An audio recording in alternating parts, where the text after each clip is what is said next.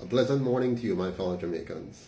I want to thank each and every one of you from the bottom of my heart for your support in the Northeast St. Anne by-election. I really appreciate all of you who made an effort to share our messages with the constituents in Northeast St. Anne and across Jamaica. You know, it's not an easy thing for a third party to exist in Jamaica because, as you know, everything is stacked against us. But many of you stood up and lend your support to the initiative. I want to congratulate Mr. Chase Neal. My goodness, what a man. Mr. Chase Neal put himself forward without a dime of campaign funds. You're talking about no flyers, no posters, no town cry, no television ads, no radio ads, nothing at all. Just the very basics we could do on social media. He's a hard-working man like all of us in the UIC, so he has a full-time job. He's not a career politician like the others. So there's no backing and big money behind him. So he was just on his own. Having to go to work every day, he has taken a few days off work, which is very costly, as you know. And he, put himself forward to give the people of Northeast St. Anne an opportunity to vote for something other than the two colonial parties. So we're so proud of him, and I want to congratulate him on a sterling effort. And even though we may not be happy with the outcome in terms of the number of votes, we're very proud of him and very pleased with his effort given the obvious challenges that exist. Now, I want to big up the heroes here. Mr. Neal is a hero for standing up, and here we have 30 voters in Northeast St. Anne who gave their vote to the UIC and Mr. Chase Neal without a single dollar of bribe or vote buying taking place. They were not bought and they were not bribed. They were not licky. They were not handout dependents.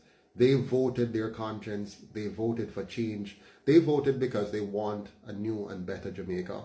And so I want to congratulate, I want to big up all 30 of you who voted out there in Northeast St. Anne for Mr. Neal without a dime of bribe or handout being given to you. Now, the JLP spent over $50 million on this campaign and got about 4,880 votes, which means they spend over $10,245 per vote. Yes, and that's the only way they will get votes.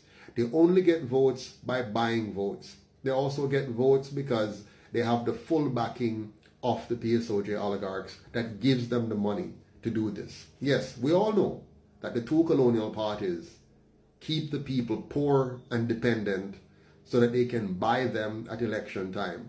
Every 4 to 5 years, they buy the people of Jamaica. They buy those who are buyable, those who are struggling, who have become dependent. But I'm thankful for those who can stand up against the allure and will not bow and will not break.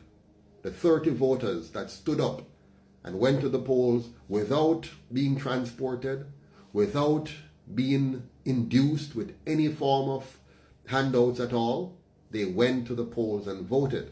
Unlike the 4,880, many of whom, if not all, were paid to go out and vote. And then, of course, the JLP spent millions on the fanfare and gatherings and all kinds of things to draw the people, and they failed miserably. In total, only 11% of the electorate voted in this election for the colonial party that has taken the prize of being able to steal from the people and to engage in all forms of corruption. Anyways, we all know who is behind this. We all know that the PSOJ oligarchs, those massive big companies that continues to rake in billions in profits while the Jamaican people suffer, these billionaires are the ones who are funding these two colonial parties and using them to work not for the people of Jamaica, but against the people to further their interest. So please know, when you go out there and vote for either of these two colonial parties, you are really voting for the PSOJ oligarchs that funds and owns them. Yes. And the little handouts that they give you at election time will not be enough to make a big difference in your life over the 4 to 5 years that you have to wait for the next election. So the bottom line is this.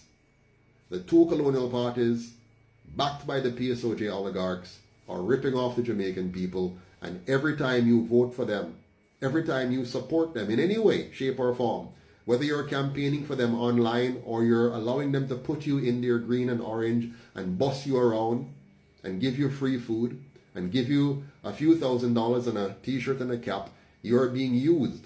And guess what? You're being used against yourself. So again, hats off to the 30 giants in Northeast St. who stood up and said, no, we will not fall for it. We're going to vote UIC, and they did. We all know that the PSOJ oligarchs also control the media. And so they use the media to hide, to defame, and to marginalize the UIC, to diminish us in the eyes of the people, in an attempt to hide us from the people and make it hard for the people to realize that the UIC is the only registered political party that's fighting for the people of Jamaica. They're trying very hard, desperately, to hide us. They block out our name using sophistications on their platforms. They downplay us in their news reporting. They give us a short snippet and give lengthy time to those who will not change the status quo. But we shall overcome because of the 30 powerful individuals in Northeast St. Those 30 patriots, those 30 heroes that stood up and said, no, we are going to vote for the UIC. We are going to stand with the UIC because we know that the UIC is the only political movement in Jamaica that is committed to the welfare of the entire Jamaican population. We're not here for the minority who sucks the wealth and energy and stamina of the majority. We're not here for those who use government as a tool to enrich themselves at the expense of the people while pretending to care for the poor. We're not here to give empty slogans and to profile and pretend as if we care. We're here because we're committed to good governance and will put a system in place that will stamp out corruption from top to bottom and give the Jamaican people a safe, clean, and orderly country. So yes, we know that you bought the votes, and we know you'll continue to try to buy the votes. But the people, the voters in Jamaica, are waking up. The people of Jamaica are gradually coming to their senses. You can't hide us forever. You can block us from the TV screen because you control it. You can block us from the airwaves because you control it. You can block us from the newspaper because you control it.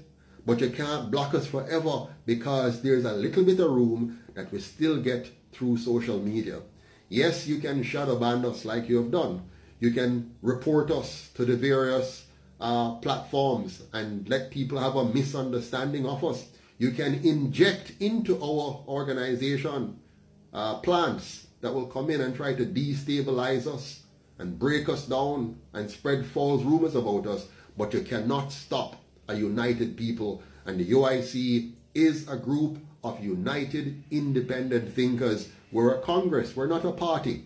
We're not here to promote partisan politics. We're here to demolish partisan politics. We're going to make Jamaica a non-partisan constitutional republic that fully protects the life, liberty, and property rights of every Jamaican equally. We're going to ensure that we have equal opportunity, equal rights, and equal justice in this country. And you cannot stop us. Because when the people are empowered, when we fully get to unite, liberate, and empower the Jamaican people, they will never again return to either of you or allow the PSOJ oligarchs to once again control this country. We're going to mash down that lie, and we're going to set up a new Jamaica with new leadership that will bring out the best in all our people. One Jamaica, because we are indeed stronger together. We're going to be one Jamaica